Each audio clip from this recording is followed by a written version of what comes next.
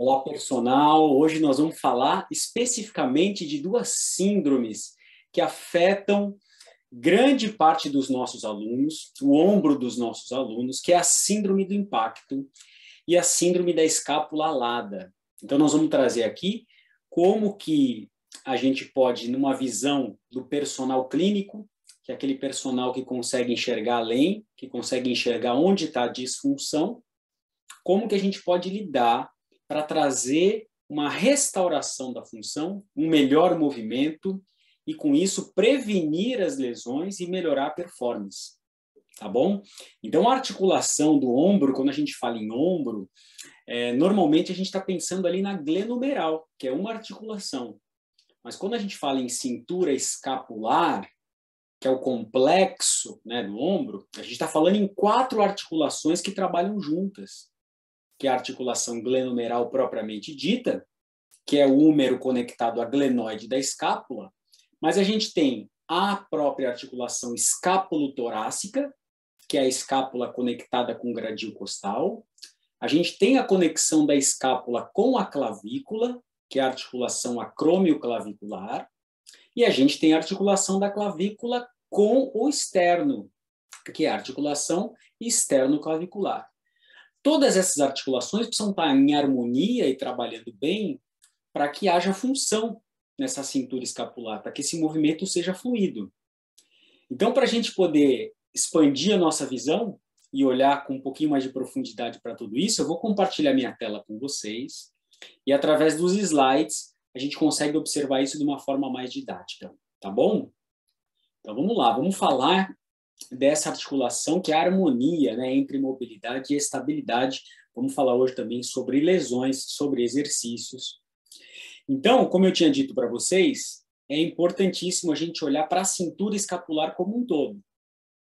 Porque como nós vamos falar hoje um pouco mais especificamente, eu não vou entrar em todos os detalhes de como funciona essa harmonia da articulação, vou falar um pouco mais especificamente da síndrome do impacto, para que você entenda o que pode estar sobrecarregando ali o seu aluno e como você, como personal trainer, pode trabalhar nessas disfunções, que é diferente de reabilitação, né? A reabilitação é uma tarefa do fisioterapeuta.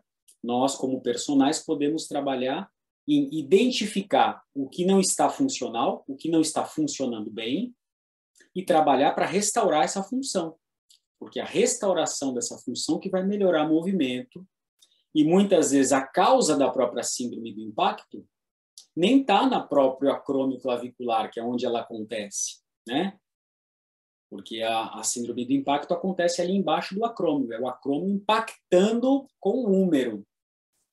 Muitas vezes a síndrome do impacto pode ter uma causa distante, pode ter causa, por exemplo, na cervical, na torácica, então cabe a nós aplicarmos os testes para identificar o que não está funcional e entrarmos com uma estratégia para restaurar a função. Então, na articulação escápulo-torácica, que é a que vocês estão vendo aí, a gente tem essa importância do movimento escapular, é muito importante que essa escápula trabalhe bem para que ela possa ajudar o movimento da glenomeral. Não teria como a glenomeral chegar a 180 graus aqui de abdução ou de flexão se não houvesse esse movimento na escápula. Então, para que essa elevação do braço ocorra apropriadamente, que eu escrevi aqui, ó, além da movimentação da glenomeral, é importantíssimo essa movimentação da escápula. Então, esse é o primeiro ponto que a gente precisa compreender. Porque se a síndrome do impacto é um impacto do acrômio, o acrômio faz parte da escápula, e o húmero, imaginem, se essa escápula não está trabalhando bem, a chance dessa impactação é muito maior. Então, esse é o primeiro ponto que a gente precisa olhar, tá bom? E ter isso em mente. Quando a gente olha para a síndrome do impacto, e dá para ver aqui exatamente aonde ocorre essa impactação, essa parte aqui mais rosinha que vocês estão vendo é a bursa. A bursa é como se fosse uma esponjinha que protege as calosidades ósseas. Só que, às vezes, por conta de estresse nessa bursa, de impacto, de atrito, ela inflama. e aí causa a bursite. Então, a bursite é uma consequência da síndrome do impacto, dessa impactação. Então, eu escrevo aqui para vocês que, estão vendo aqui, ó, a escápula está aqui em cima, ó, o acrômio da escápula está aqui, e logo abaixo desse acrômio a gente tem a bursa e tem o tendão do supraespinhoso, que é um dos músculos do manguito. Então, um dos músculos do manguito rotador passa aqui em cima. Então, se eu não tenho, como eu escrevi aqui para vocês verem, se eu não tenho essa rotação escapular durante a elevação do braço, né, porque ela amplia essa amplitude de movimento, e se ela amplia a amplitude de movimento, essa rotação da escápula, ela faz com que o acrômio se afaste do húmero e evita a impactação. Então, se não houver uma boa rotação escapular, o húmero vai colidir contra o acrômio e gera esse impacto. Então, isso é o impacto. Síndrome do impacto é o impacto do húmero com o acrômio. E, consequentemente, as estruturas que estão ali entre o húmero e o acrômio irão sofrer. Tá bom? Então, é muito importante que a gente olhe para um fator que é a característica e os tipos de acrômio. Então, nós temos 3 anatomias acromiais, 3 tipos de acrômio. E eles são o acrômio reto, tipo 1, que vocês estão vendo ali. O acrômio 2, ele já começa a ficar curvo. E o acrômio 3 é bem ganchoso. Então, certamente, quando o aluno tem um acrômio ganchoso, que é esse terceiro tipo aqui, a chance dessa impactação ocorrer ela é muito maior. Porque imagina, é como se fosse um anzol ali. Então, quando levanta o braço, essa impactação ocorre com muito mais facilidade do que se tiver um acrômio assim, reto, né? Então, tem uma pesquisa do Morrison que avaliou que em 80% dos pacientes que tinham a rotura total, o rompimento total do manguito do supraespinhoso, esses pacientes apresentavam um acrômio do tipo 3. Então, esse é um fator que é importante você, como personal, saber para poder conversar com o seu aluno, se precisar conversar com o médico do seu aluno ou fisioterapeuta, para poder compreender os fatores que aumentam essa síndrome do impacto, né? E aí você fala assim, mas como é que a gente vai saber isso? Os exames, né, de raio-x, a própria ressonância magnética, se ele tiver feito, vão mostrar. Mas é importante a gente saber que não existe comprovação científica desse seu aluno apresentar um acrômio do tipo 3 de acordo com a idade, de acordo com o sexo, se é homem ou mulher, não faz diferença. Se usa mais o braço direito ou esquerdo, se é destro ou se é canhoto, não faz diferença. O que eles comprovaram, que o que faz diferença é realmente a idade. A idade é o que faz a diferença. Então, a probabilidade de ter o acrômio tipo 3 é maior quanto maior a idade. Isso provavelmente por conta do processo degenerativo mesmo. Então, aqui já abre um leque para a gente poder olhar que com os nossos alunos mais velhinhos, com os idosos, a gente já tem que tomar um pouco mais de cuidado com as elevações desse braço acima de 90 graus, porque a gente tem que olhar que nesse ângulo aqui, acima dos 90 graus, o húmero está muito mais próximo do acrômio e a chance de impactação é maior. E a probabilidade desse seu aluno idoso ter um acrômio já mais ganchoso também é muito maior. Então, outro ponto aqui que você não pode esquecer, tá bom?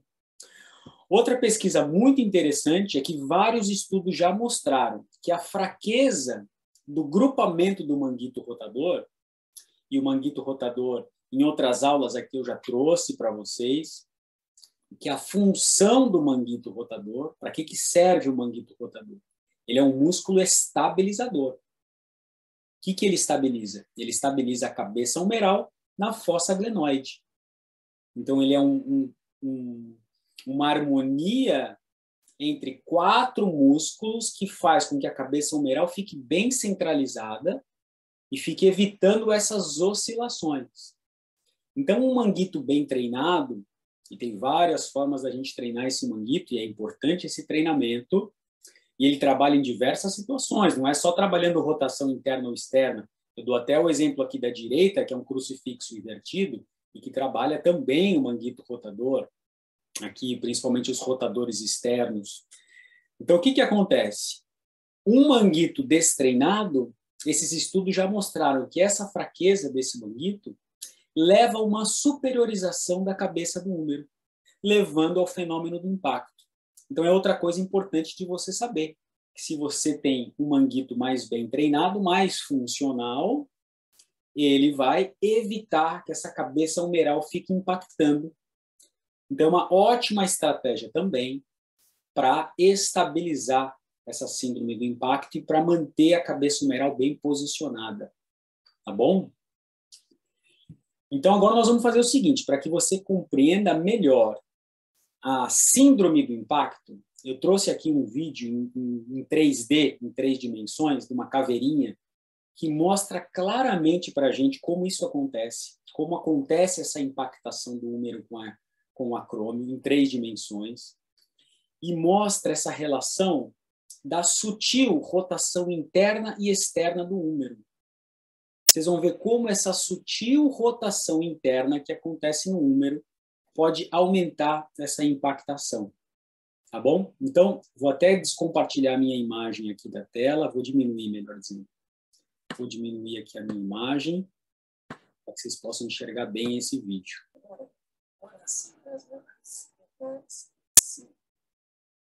Então, a gente está vendo aqui como que acontece essa abdução, né, a abdução da glenomeral, e ali tem o espaço subacromial. Né? Quem que está ali no espaço subacromial? Ele está mostrando aqui o supraespinhoso. Então, esse músculo é o supraespinhoso. Ele mostra aqui que nesse grau, entre 60 e 120, é normalmente onde ocorre a dor. A dor ocorre entre os 60 e 120 graus, no caso da síndrome do impacto. Olha como a rotação externa do húmero leva esse tubérculo maior do húmero mais para trás. O tubérculo maior é justamente onde se insere o supraespinhoso. Então, quando a gente faz uma sutil rotação externa no húmero, a gente pega esse tubérculo maior e afasta do acrômio. Olhem como essa imagem aqui em 3 dimensões consegue mostrar com clareza isso para a gente. Olha o afastamento, ó, a rotação externa aumenta esse espaço subacromial. Então, no caso de uma elevação lateral, por exemplo, você vê na parte de cima, com uma sutil rotação externa na glenomeral, a gente tem mais espaço e menos chance dessa síndrome do impacto acontecer.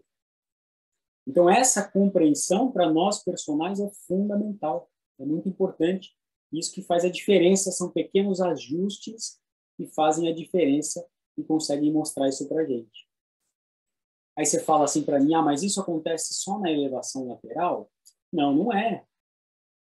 E eu vou mostrar para você outras situações onde também essa suave rotação externa leva esse tubérculo maior um pouquinho mais para trás e pode contribuir para a saúde desse ombro, evitar essa impactação. Então, vamos dar uma olhadinha no próximo videozinho, que é esse aqui, ó, que mostra o exemplo da elevação frontal.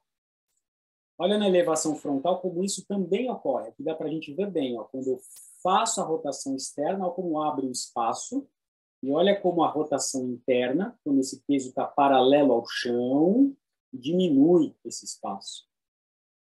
Olha lá, rotação interna, rotação externa. E esse amarelinho aí é a bursa, tá bom? Esse douradinho é a bursa. Então, quando faz a rotação interna, o tubérculo maior se aproxima do acrômio e tende a ter mais impactação. Vai comprimir a bursa e vai também atritar no tendão do supraespinhoso. Então, fundamental a gente entender também em outra situação como essa, que é a elevação frontal. Agora, vamos dar uma olhada para isso num movimento que é oposto, que agora, ao invés de estar elevando esse braço, fazendo abdução ou flexão, a gente está fazendo o oposto, a gente está fazendo adução, a gente está fazendo a extensão, só que numa puxada, um exercício muito comum, que é a puxada para as costas. E a gente tem a ajuda do Gasparzinho aqui para mostrar para a gente, ó. Então, o que o Gasparzinho vai mostrar? Parecido com o que a gente já enxergou, aqui também acontece a mesma coisa. Olha o atrito ali no tubérculo maior, durante uma puxada para as costas. Ó, na rotação externa, eu abro o espaço, e quando esse húmero faz a rotação interna, o tendão, ele fala que o tendão fica preso, né, entre o húmero e o acrômio. Então, isso aumenta o atrito. Essa suave rotação externa, então, o que ela faz? Ela ganha um espaço. Então, sutilmente, como o Gasparzinho está mostrando ali, ó, é uma sutil rotação desse húmero para fora. Isso vai fazer com que a puxada para as costas seja mais saudável, essa remada, né? Então, aqui vocês estão vendo que o Gasparzinho mostra para a gente ali que é como se você tivesse a intenção, ele escreve aqui, ó, de quebrar a barra, né? Ele escreveu ali em inglês, né? Break the bar. Como se você tivesse a intenção de quebrar a barra, entortar a barra para frente. É isso que permite que essa rotação externa ocorra. E eu, particularmente, até gosto desse grip, dessa pegada de mãos que o Gasparzinho está usando ali, ó, com o polegar para fora. Porque o polegar para fora, ele facilita um pouco mais essa sutil rotação externa. Às vezes, quando a gente está com o polegar para dentro, apesar de dar um pouco mais de firmeza para o grip, fica mais difícil fazer essa sutil rotação externa. Essa sutil rotação externa é mais fácil nesse grip que o Gasparzinho está usando ali. Tá bom? Vamos ver o que mais que ele mostra para a gente aqui. Olha lá a cena, como se você estivesse entortando a barra, causando uma rotação externa. Então, é um detalhe pequeno, tá, gente? Mas que faz toda a diferença. Ele também fala da importância desse trapézio inferior, que a gente vai olhar um pouquinho mais para frente na nossa apresentação. Como esse trapézio inferior, estabilizando as escápulas, também é fundamental para a gente manter uma boa conexão e transferência de energia. O trapézio inferior é o principal estabilizador da escápula, e nós vamos dar uma olhadinha nele já já. Então, vou voltar a aumentar um pouquinho aqui a minha tela, e nós vamos olhar agora para o peitoral menor, para dar continuidade a esse entendimento todo. O peitoral menor, diferente do peitoral maior, que atravessa a articulação do ombro, o peitoral maior vai para o húmero, tem a inserção dele lá no húmero, o peitoral menor não. O peitoral menor sai do processo coracoide e ele vai para a terceira, quarta e quinta costela. Então, se a gente tem um encurtamento desse peitoral menor, o que ele vai fazer? Quem que ele vai puxar? Ele vai puxar a escápula, porque ele tem a inserção dele na escápula. Então, quando esse peitoral menor puxa a escápula, porque ele está encurtado, o que vai acontecer com essa escápula? Ela vai criar um movimento de protração, que a gente chama. É uma inclinação. O bordo da escápula inferior, essa conexão da escápula torácica, se perde. E a gente tem uma síndrome que é a famosa escápula alada, como vocês estão vendo aqui. A gente consegue ver esse bordo inferior descolando. Por que ele descola aqui do gradil costal? Normalmente é porque esse peitoral menor está puxando lá para frente. Essa é a primeira causa da escápula alada. Pode ser que seja a falta de estabilidade aqui do trapézio inferior, pode ser também, a gente precisa olhar para isso. Mas não podemos deixar de olhar para o peitoral menor. E essa é a visão aprofundada do personal clínico, que entende o que causa o quê. O peitoral menor puxa a escápula para frente. O trapézio inferior ajuda essa escápula a colar. Qual que é o problema do meu aluno? Ele tem um peitoral menor encurtado? Ele tem uma boa função do trapézio inferior? A gente precisa testar isso. Então, vou mostrar para vocês um pouquinho como que isso funciona dentro da nossa certificação iFit Pro, porque a gente tem um teste específico do peitoral menor. Então, aqui, ó, teste do peitoral menor. Vamos dar uma olhadinha? Vou diminuir um pouco aqui a minha câmera de novo. Então, eu vou mostrar aqui com a nossa modelo ali, a Monique, como que é esse teste do peitoral menor. Vou até expandir a minha tela aqui. O peitoral menor, quando a gente coloca a pessoa deitada, só por ela estar deitada assim do cúbito dorsal, com os braços relaxados, o que acontece? A força gravitacional levaria esse peito para o chão, essas escápulas para o chão. Se esse peitoral menor está encurtado, ele não consegue relaxar a favor da gravidade. Então, o que acontece? O peitoral menor encurtado, mesmo com o aluno nessa posição, que a Monique está ali, o que ele faz? Ele puxa essas escápulas para frente e a gente vê que esse ombro fica protraído mesmo nessa posição, na posição deitada. Porque na posição deitada, a força da gravidade levaria isso naturalmente para o chão, né? Mas esse encurtamento do peitoral menor não deixa que isso ocorra. Ele puxa as escápulas para frente e esse ombro fica protraído. Então, nessa visão, ó, que vocês estão vendo, acontece isso. Ó. O ombro fica assim. Ele fica empinadinho aqui para frente. Então, essa é uma das formas da gente identificar se esse peitoral menor está encurtado. Tá bom? Então, vamos voltar lá para a nossa apresentação.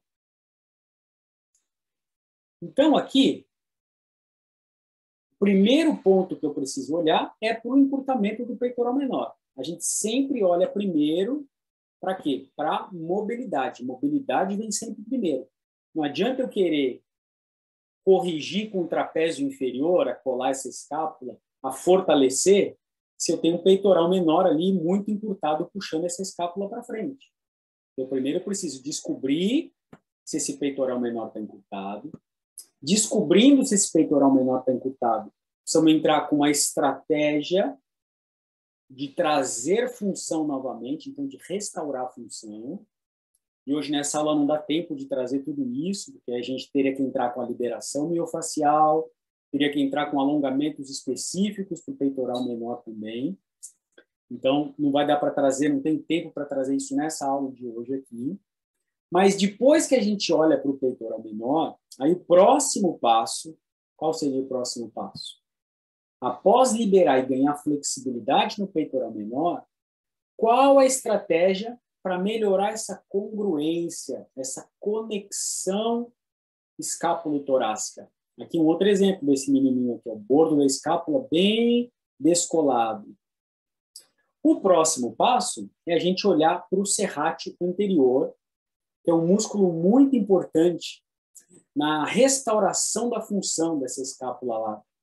Que como o serrátil anterior tem a origem dele na borda medial da escápula, então ele vem margeando ali entre as escápulas e as costelas, e ele pega todas as costelas ali, e quando ele contrai, ele faz essa abdução escapular com a rotação para cima, como ele está preso nessa borda medial da escápula, ele ajuda esse bordo medial a colar, a se sustentar no gradil costal. Então, o serrátil anterior é um músculo importantíssimo, que tem muita eficácia nos trabalhos de cadeia cinética fechada, nas pranchas, no trabalho de flexão de braços. Ele trabalha super bem esse serrátil anterior. Agora, além do serrátil anterior, a gente precisa olhar para a musculatura que também fica entre a escápula e a coluna. E a gente tem ali trapézio médio, trapézio inferior, romboide maior e menor, eles trabalham juntos fixando essa escápula em adução, que a gente fala. E aí tem um conceito usado que chama conceito arco de corda. Então, é o trapézio e os romboides trabalhando junto com o serrátil anterior. Então, se eu tenho uma escápula que está ao lado, e eu tenho o serrátil aqui e tenho o trapézio e romboides aqui, quando eles contraem juntos, eles conseguem pegar essa escápula que está empinada e colar essa escápula no gradil costal.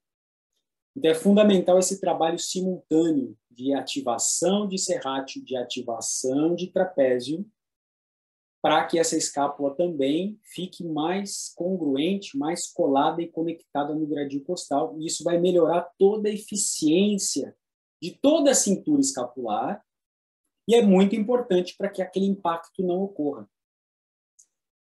Então, vocês já olharam como que a gente descobre se o peitoral menor está encurtado. Tem como a gente olhar a função do trapézio inferior também. Vamos dar uma olhadinha na função do trapézio inferior? Vamos voltar lá no portal da certificação para eu poder mostrar para vocês.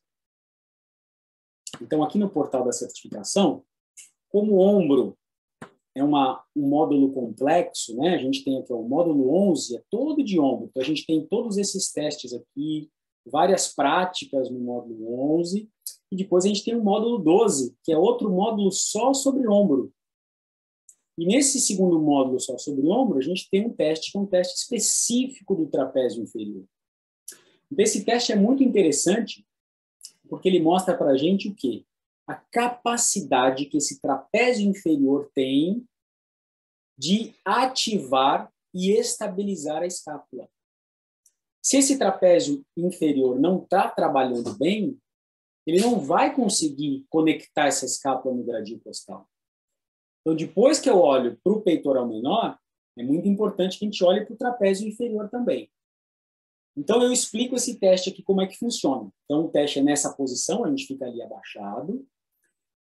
Aqui eu estou mostrando o teste de uma forma superficial, tá? Como que ele é de uma forma superficial, mas esse teste aqui, dentro da certificação iFit Pro, ele tem toda uma referência. Então, a gente tem uma referência do que seria, desde o aluno ter uma péssima ativação como uma ótima ativação. A gente tem notas de graduação, né, para saber o quanto esse peitoral menor está ativando bem. E aí a Ellen está mostrando aqui para a gente. Ela faz essa rotação externa e ela tenta tirar esse braço do chão, mantendo o cotovelo estendido. É isso que vai mostrar. Eu fiz o registro ali do ângulo que ela consegue levantar esse braço. Faço esse teste dos dois lados. E depois, com essa imagem, a gente pode comparar e ver se ela está com uma boa função. Ela está com uma boa funcionalidade desse trapézio inferior. Então, eu tenho ali o meu registro, e dentro aqui do portal da certificação, aqui embaixo eu tenho dois documentos sempre. Todo teste eu tenho dois documentos. Um documento é um guia. Esse guia aqui, o que ele é? Ele é um guia pro personal.